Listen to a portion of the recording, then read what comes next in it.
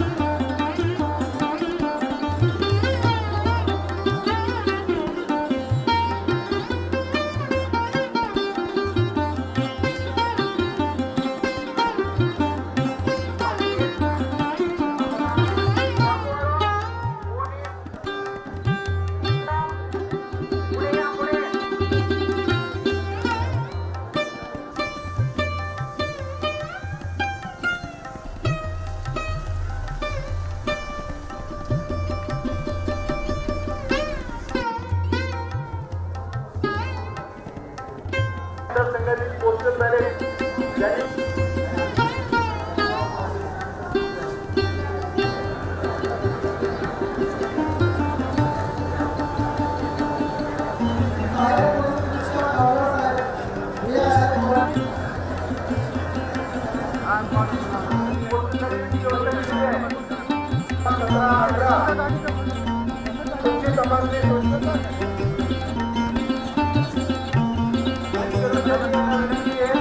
आपल्याला जो